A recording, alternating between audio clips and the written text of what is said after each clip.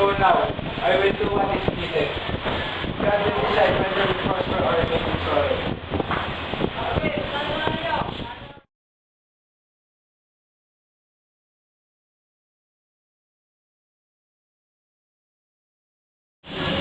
What is the sweet voice from the shrine of Apollo, preaching gold that I have heard? I am rocked with doubt and fear, and in trembling hold my heart, and I worship full of fear for what will pass throughout the years. Those tears are sweet to drive away the pain. Those children are begotten. In a number death lies the city. Those children born lie dead on naked earth without pity. Hear me, citizens of thieves. Tell me who the murderer of lies is, or he will be punished since he is our life's pollution. I neither kill the king nor know the killer, but since Apollo set the task, it is his part to tell who the man is. Like all the Athenians can see what Apollo is. If you inquire him, you might find out most clearly. Yes, I have already sent for the prophet. Here comes the godly prophet guided by your men.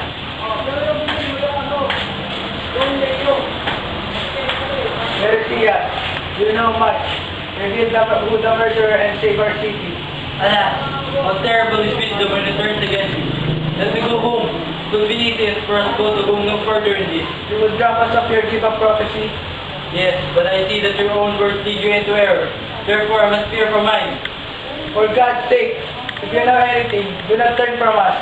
All of you here know nothing. I will not bring this trouble upon to the light of day, and this pain upon us both. You must be a conspirator in the deed. If you had eyes, I would have said that you alone murdered him. Yes, then I warn you faithfully to keep your word, and from this day, you're the last illusion. How shamelessly you touched me. Do you think you will escape? You made me speak against my will. Speak what? Tell me again that I may learn it better. Did you not understand before? Would you provoke me into speaking? You're the murderer of the king. You should not lie like this and stay unpunished. I say this with those you love best. You live in foul shame. Do you think you can talk like this and live to laugh at it hereafter? You're blind in mind and ears as well as in your eyes. So, you mock my blindness? Let me tell you this. You with your precious eyes, you're blind to the corruption of your life. Was it your own design or was it Creon? Your ruin comes not from Creon, but from yourself. My one-time friend attacks me secretly for wealth and power. He wants to drive me out and divide us district. We look on this man's words and yours, and find you have both spoken in anger. I have the right to speak in my defense against you. I live in the service of Apollo, neither in yours nor in Creon, the multitude of other evils between you and your children. You know nothing. Get out of my house at once and be damned. I do not know you will talk like a fool. I'm a fool then, but to your parents, wise. In his name, he is an outsider, but soon will be proved to be a citizen, a true native of thieves. He will have no joy in the discovery. He will exchange sight for blindness and poverty for riches. He shall be proved father and brother both to his children, and to the one who gave him birth, a son and a husband both.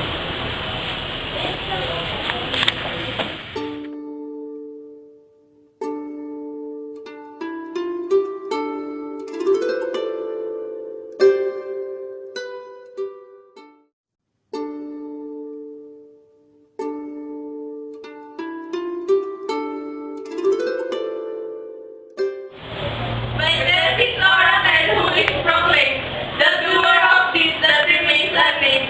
Now is the time for him to run. The prophet has spread such confusion. Truly Susan and Apollo are wise, but amongst them there is no judgment of truth or lies. I'll find no fault with the king till proven beyond a doubt, for he saved us from the street and helped us out. Citizens, I've come here because I heard scandalous words spread about me by the king. I'm no traitor to this city or to my friends. Perhaps it was a burst of anger with no judgment. Here comes the king now. You dare come here after you tried to rob me of my crown. Even though you're my kinsman, you will be punished of the deed. Will you listen to words and then pass judgment? What offense am I guilty? Did you or did you not urge me to send for this prophetic mumbler? I did. How long ago is it since Laius vanished, died, was murdered? It was a long time ago. Did the prophet ever say a word about me then? I don't know. When I know nothing, I usually hold my tongue. As my brother-in-law, you have had a share of ruling this country, and you have proven yourself a God's friend. I should yield you. Consider this. I have no desire to have the responsibilities of a king. Now, I am carefree. Don't throw away an honest friend. In time, you will know with all certainty. Time is the only test of honest men. His words are wise things. Those who are quick of temper are not safe. But stop, my lord. Here comes Yocasta coming from the house. With her help, you can settle the quarrel that now divides you. Are you not ashamed to start a private feud when the country is suffering? My sister, your husband thinks that he has the right to do me wrong. He has but to choose whether to punish me or to kill me. I beg you, Oedipus, trust him. Spare him for the sake of his oath to God. For my sake. Be gracious, be merciful. We beg of you, respect him. He has been your friend for years. This request of yours is a request of my death or banishment. Well, let him go. Wherever he is, I will hate him. I'll go. They have all known my innocence. Your temper is your own worst enemy.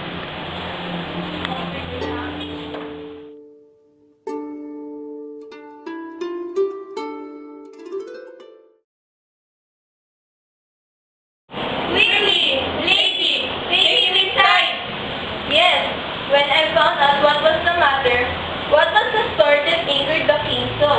I think it's best, in the interest of the country, to leave this alone. Tell me, my lord, I beg you, what is it that roused your anger so? Not here and the blasphemy against me. Here says that I am the murderer of Laius. Does it speak from knowledge or hearsay? He sent his rascal prophet to me, and keep his mouth clean of any guilt. Then, you have no need to worry about this matter. Listen and learn from me. No human being is gifted in the art of prophecy. Even Apollo failed to fulfill the prophecy of my child to King Laius, and Laius was killed by a band of thieves, and not by our own child. We fall to faith. Laius was killed by a band of thieves. Where did this incident happen? In the country where three roads split.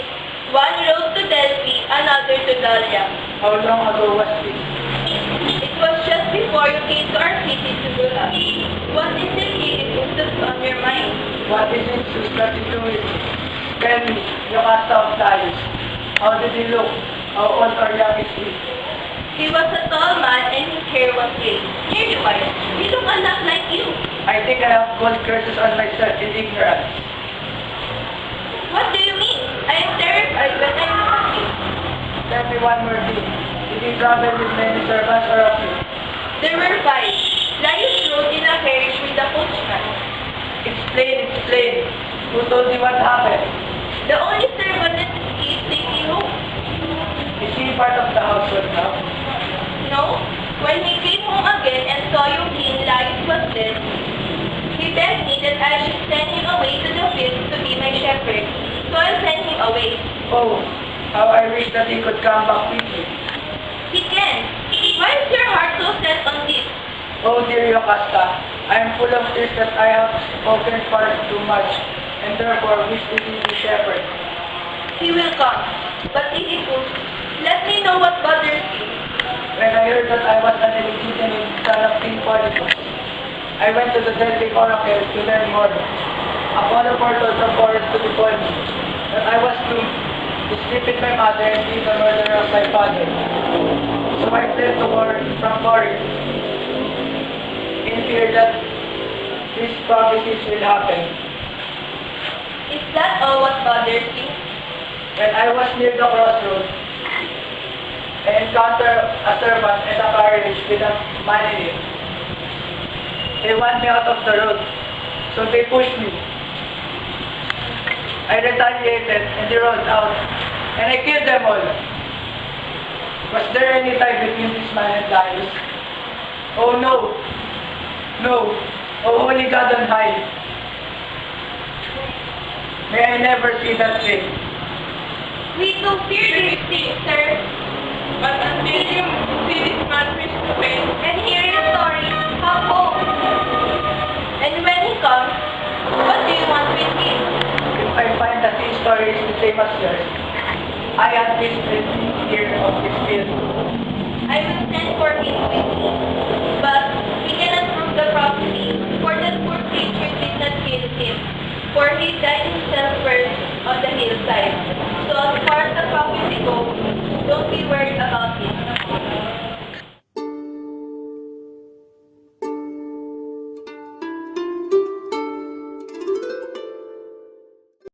I pray that I may keep you in word and deed and follow the laws made in the clear air of heaven. Out of pride is born the tyrant, the man who is arrogant and does not fear the God, and blaspheme in holy places, must fall into an evil faith. If the oracles are forgotten and slighted, Apollo is diminished, and man turns his face away from heaven, not raising his voice in prayerful song. I will go to the God's temple. He exercised himself too much. May they grant him escape free of the curse. Now, when we look at him, we are all afraid. He is captain of our ship and he is frightened. God bless you, lady. God bless you, sir. What do you want to ask? What have you to tell us? Good news. Good for your household and for your husband. What is your news? Who sent you to us? He came from Corinth. The news I will bring will please you. Perhaps opinion in that too.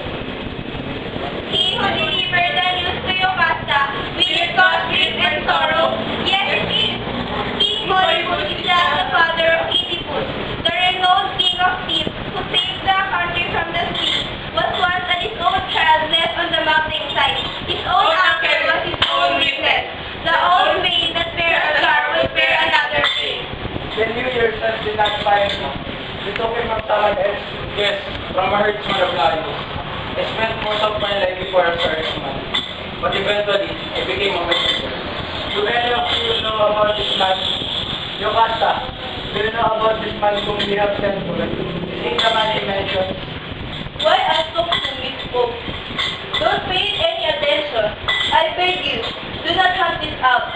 I beg you, if you have any care for your own life, what I am suffering is enough. Take courage. If my mother was a humble slave, then I must know the truth. My Oedipus, God help you. Give from you the knowledge of who you are. Here, someone go and fetch the shepherd for me.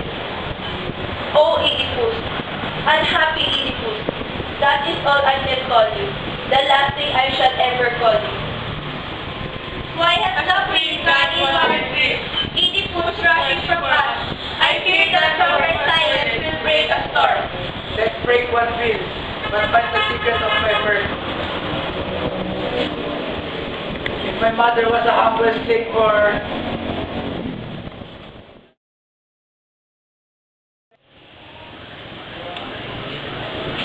I think it is the herdsman we were thinking.